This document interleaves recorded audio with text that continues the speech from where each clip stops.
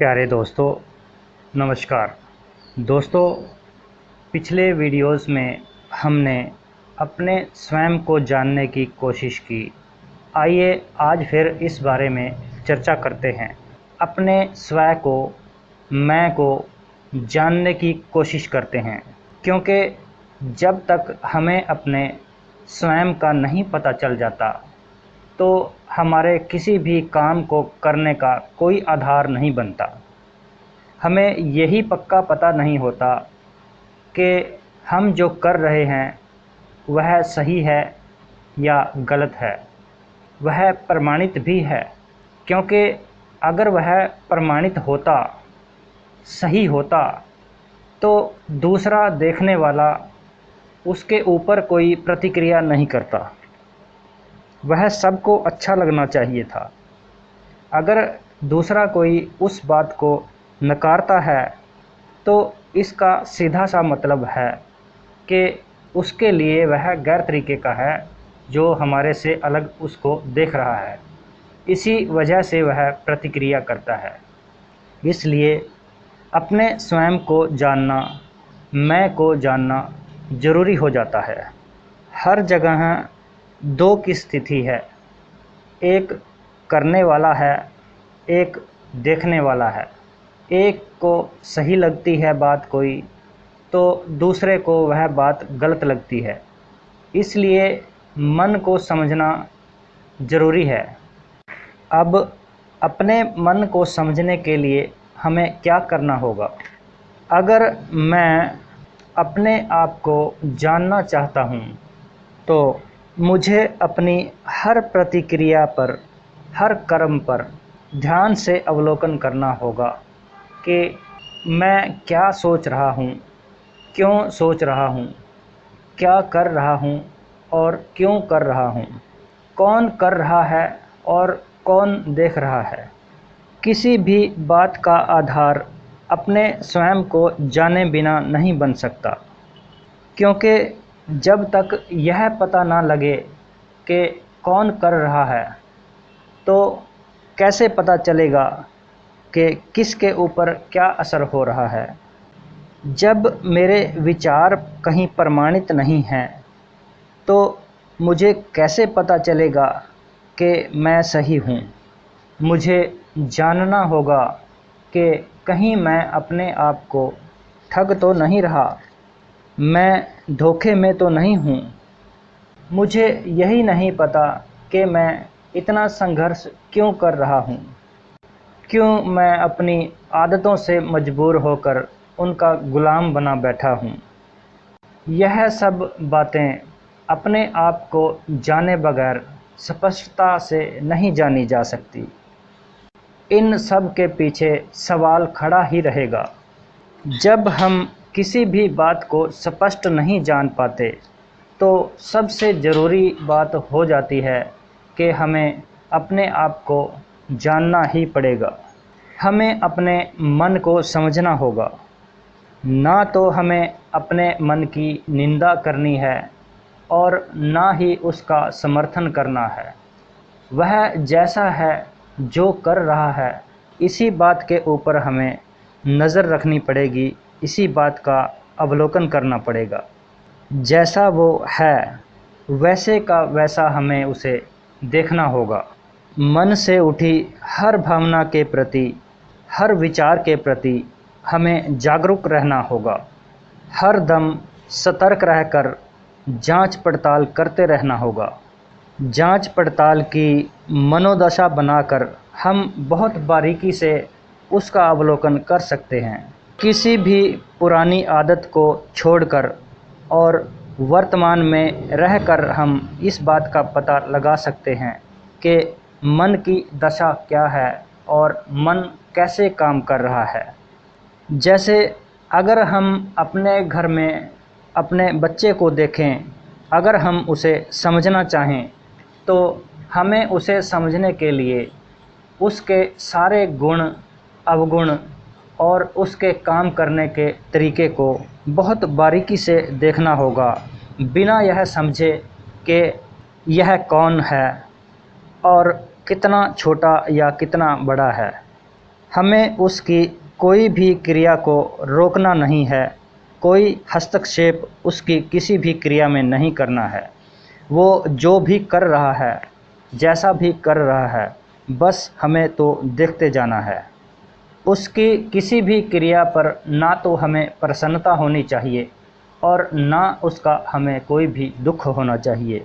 वो जो भी कर रहा है, बहुत बारीकी से उसका अवलोकन हमें करना होगा। उसकी हर हालात को हमने देखना होगा।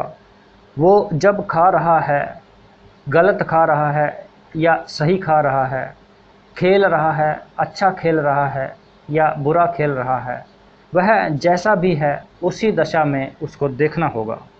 ठीक इसी तरह हमने अगर अपने आप को देखना है, समझना है, तो अपने मन की हर क्रिया को बहुत बारीकी से, ध्यान से अवलोकन करना होगा। मतलब लोगों के साथ मेरा व्यवहार कैसा है, जब मैं चलता हूँ तो मैं क्या सोचता रहता हूँ, उस समय मेरे दिमाग में क्या बातें चल रही होती हैं, कोई भी काम करते समय मेरा ध्यान कहाँ है, मैं अगर बस में सफ़र कर रहा हूँ तो वहाँ मैं क्या क्या चीज़ें देखता हूँ, किस अजनबी के बारे में मैं क्या सोच रहा हूँ। ये सारी बातें निर्भर करती हैं मेरा मन किस तरफ चल रहा है। मेरी प्रतिक्रिया उन किए गए कामों के पीछे भागने की नहीं होनी चाहिए, बस अपने मन का सही दिशा में अवलोकन करना, निरीक्षण करना होना चाहिए मेरा मकसद। किसी दूसरे के किए गए काम का मेरे ऊपर क्या असर हो रहा है, उस समय मैं क्या महसूस करता हूँ, ये सारी बातें जानने से मैं अपने ध्यान को अपने मन के ऊपर एकाग्र करके रख सकता हूँ। इन सारी बातों को करने के लिए हमें ऐसा नहीं करना चाहिए कि हम किसी अनुशासन में बंध कर यह सारे काम करें, उसकी ज़रूरत नहीं है।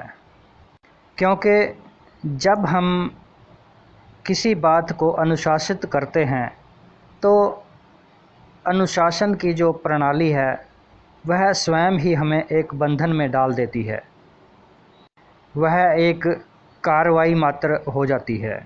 जबकि हमने वह चीज़ें देखनी हैं जो ज्यों के त्यों हैं, जैसे जो हो रहा है, जो घटित हो रहा है, हम सिर्फ दृष्टा बन के उसको देखना है।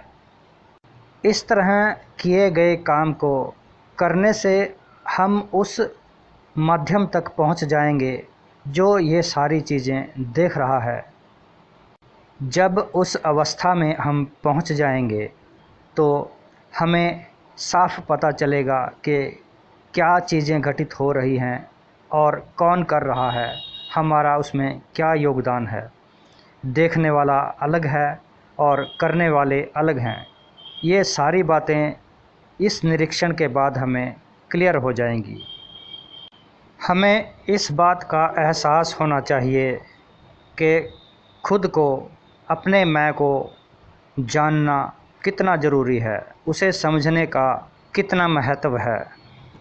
ऐसा करने से हम अपने चिंतन का आधार बना पाएंगे। हम उस वस्तु को ढूंढ लेंगे जो चिंतन का मुख्य स्रोत है।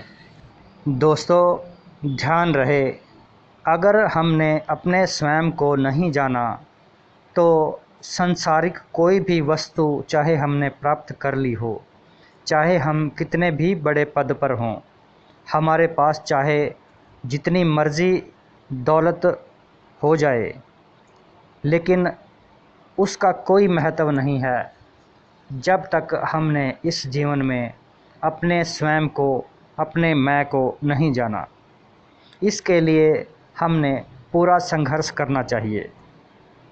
ज़रूरत है इन बातों की गहराई तक जानने की, मंथन करने की, इस ओर चिंतन करने की कि हम कहाँ से कोई सुराग जुटा पाएँ कि हम अपने स्वयं को जान सकें। मन का निरीक्षण करना एक सही रास्ता है उस तक पहुँचने का, क्योंकि इतना विचार करने के बाद यह बात तो साफ हो जाती है कि हम जो कुछ भी कर रहे हैं वह सही है या गलत है, इस बात का पहले पता लगाया जाए। और यह तभी संभव हो पाएगा जब हम अपने मैं को जान लें, अपने आप को जान लें, जो करता है उसको जान सकें। जैसे जैसे हम इस ओर जानने की कोशिश करते हैं, हमें नए नए मार्ग मिलते चले जाते हैं। जब हम अपने मन को ध्यान से देखेंगे तो हमें उसकी प्रतिक्रियाओं का पता चलता है। वह वर्तमान में बिल्कुल भी नहीं ठहरता, या तो वह भूतकाल में होता है या फिर भविष्य के बारे में ही सोचता रहता है, जबकि उस बारे में जानने का कोई औचित्य नहीं बनता। वर्तमान की घटनाओं पर अगर हम नज़र रखेंगे तभी हम अपने मन को काबू में ला सकते हैं। वर्तमान जो चलायमान की स्थिति में रहता है वह एकदम अद्भुत दृश्य होता है। इस स्थिति का अवलोकन करने से अद्भुत नज़ारे देखने में मिलते हैं। सोच कर देखिए, जैसे नदी पानी से बह रही है और जो देखने वाला है वह एक किनारे पर बैठकर बहते पानी को देख रहा है। एक तरफ से पानी आ रहा है, दूसरी तरफ पानी जा रहा है। पानी के आने व जाने के बारे में कोई विचार नहीं, केवल मंत्रमुग्ध होकर स्थिति को देखते रहना ही वर्तमान में रहना है। ध्यान को केवल उसी स्थिति पर केंद्रित करके रखा जाए कि मन क्या सोच रहा है, यह वर्तमान में टिका भी हुआ है या इधर उधर भाग रहा है। धीरे धीरे अभ्यास करने से यह सारी स्थिति पकड़ में आ जाती है। हमें निरंतर इसका अभ्यास करना चाहिए, लेकिन अनुशासन में बंध कर नहीं, आज़ाद होकर। दोस्तों, इस सारी चर्चा में आपको कौन सी बात पकड़ में आई? क्या आप वहां पहुंच पाए जहां कहने का मेरा मतलब है? कृपया कमेंट करके बताएं।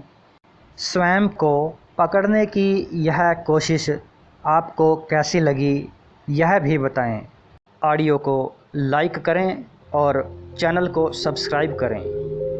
धन्यवाद।